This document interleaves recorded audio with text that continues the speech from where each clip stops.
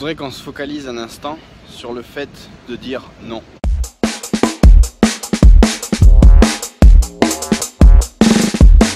Le refus, se voir entendre dire non ou soi-même devoir dire non. Et je voudrais qu'on s'intéresse à ça pour refuser quelque chose efficacement et pour pouvoir réagir quand on nous refuse quelque chose.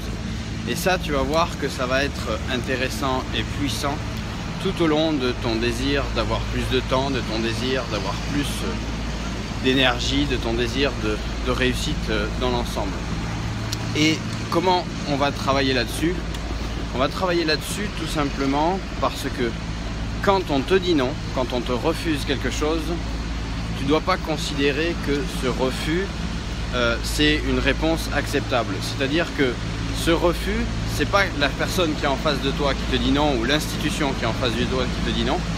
C'est la façon que tu as eu toi de poser la question et la formulation de la question et le sens que tu as mis dans tes mots et etc.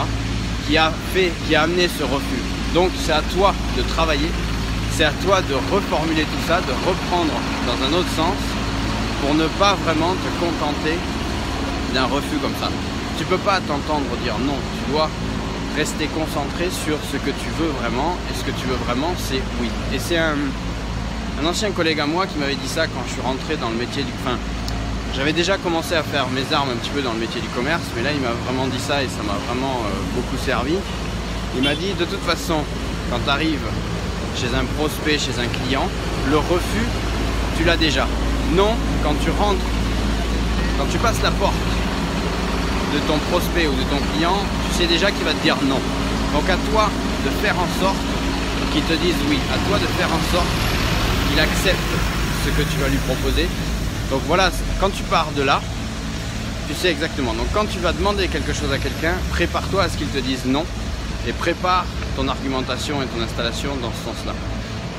Il y a des façons encore une fois de faire ça, mais ce qu'il faut retenir là-dessus, c'est que si on te dit non à quelque chose, si on te refuse quelque chose, c'est pas une fin en soi, c'est juste que tu dois reformuler ta demande, peut-être à une personne différente, peut-être à un moment différent.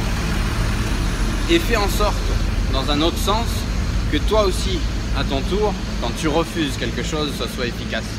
Il y a toujours moyen de dire non, parce que si la personne qui est en face de toi a une astuce comme ça, si elle a également découvert, enfin si elle a également concentré un peu de son attention sur savoir réagir quand on lui refuse, bah du coup elle va te donner du fil à retordre. Donc toi aussi tu dois pratiquer, quand tu veux refuser quelque chose, tu dois savoir exactement comment faire pour que ce refus soit accepté et acceptable. Alors pour ça il y a plusieurs astuces, il y a plusieurs façons de faire, et notamment de donner quand même l'accès à ce que la personne te demande, mais sans que toi-même tu sois inclus dans le résultat.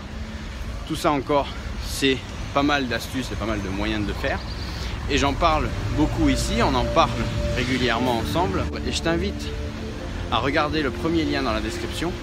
C'est un formulaire en 6 questions, un formulaire rapide, qui va te permettre d'identifier quel genre de consommateur du temps tu es et qu'est-ce que tu peux faire pour avoir plus de temps. Ne te dis pas non à toi-même et clique sur ce bouton, c'est entièrement gratuit et ça te permettra d'avoir accès à ce petit formulaire rapide en 6 questions. Je te rappelle également que chaque matin, tu as plus de 15 heures devant toi. Choisis tes priorités.